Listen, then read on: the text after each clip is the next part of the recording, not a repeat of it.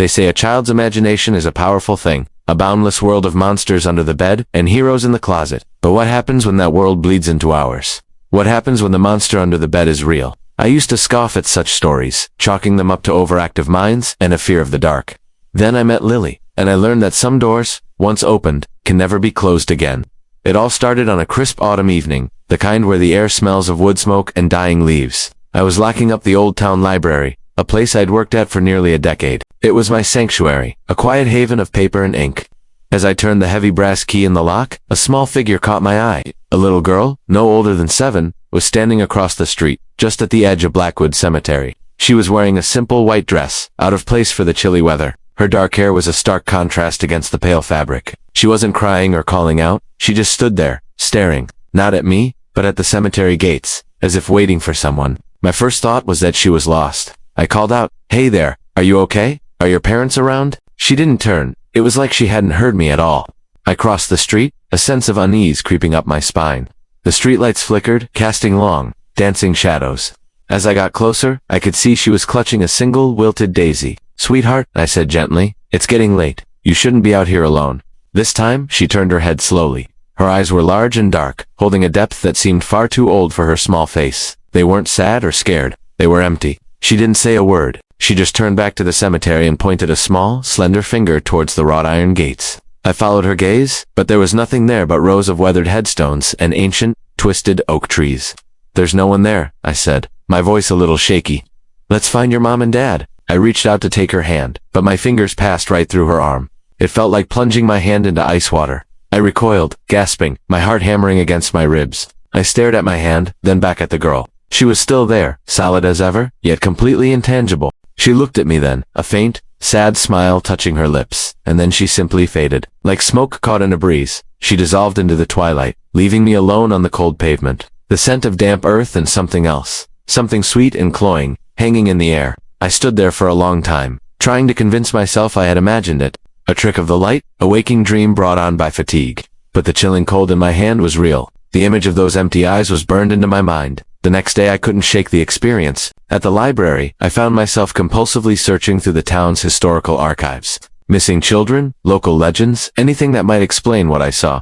The name Blackwood Cemetery kept coming up. It was one of the oldest in the state, filled with the town's founding families. But there was another section, a potter's field in the far corner, for the unnamed, the forgotten. Driven by a morbid curiosity I couldn't explain, I went back to the cemetery that evening after work. This time, I went inside. The air grew heavy and still the moment I passed the gates.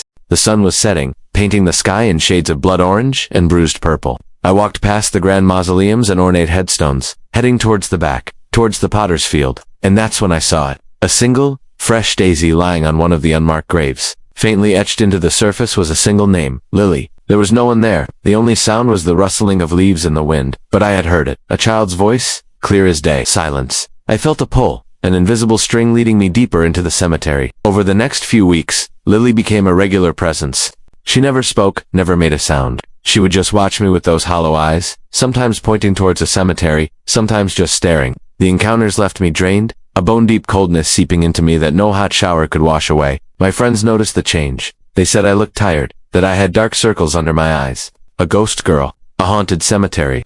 They told me I was working too hard, that I needed a vacation. I spent every spare moment researching Lily, digging through dusty records of births, deaths, and old newspaper articles. Finally, I found it. A small, overlooked article from over 50 years ago. Local girl, Lily Anderson, age 7, perishes in house fire. The report was brief.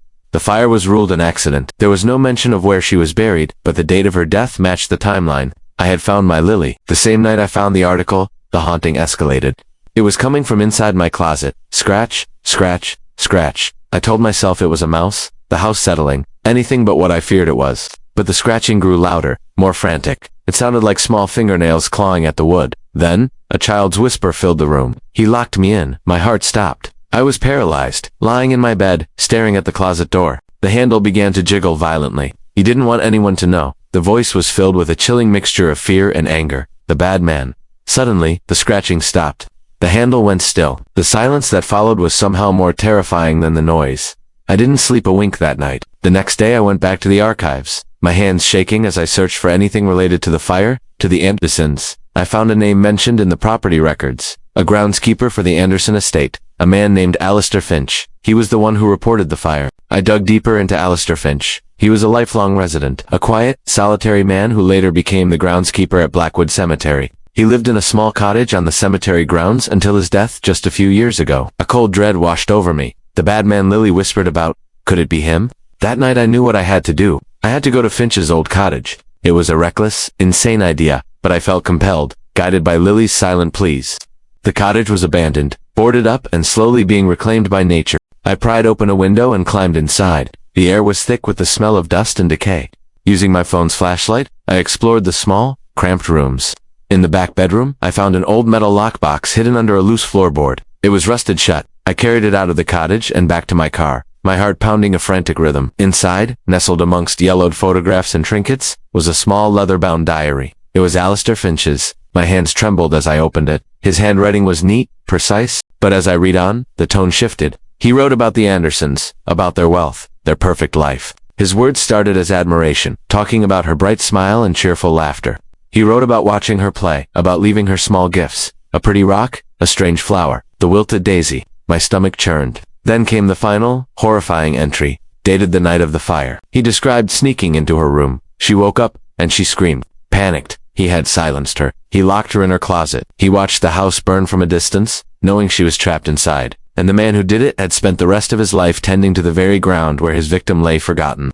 I looked up from the diary, my eyes scanning the dark corners of my living room. He was tall and gaunt, a contorted figure of a man, his face twisted in a silent scream of rage. It was Finch. He had been a ghost, too, bound to the cemetery, perhaps by his guilt, or perhaps by Lily's unyielding spirit. He lunged towards me, a spectral force of pure malevolence. I scrambled backwards, tripping over the coffee table. Lily stood between us. She was no longer the faded, sad girl I had seen before. She was radiant, a burning effigy of righteous fury. She let out a shriek, not of a child, but of something ancient and powerful. Finch recoiled, his shadowy form flickering and distorting. He was afraid of her. He was bound to her. She was his judge and his jailer. Lily turned her head and looked at me one last time. A small, grateful smile touched her lips.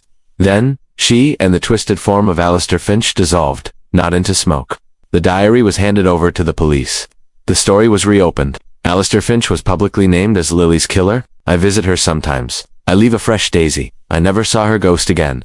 Her story was told. Her justice was found. She was no longer lonely. But sometimes, when I lock up the library at night, some doors, once opened, can never be closed. But sometimes, what you find on the other side isn't a monster. It's a soul that just needs to be heard. Thank you for listening.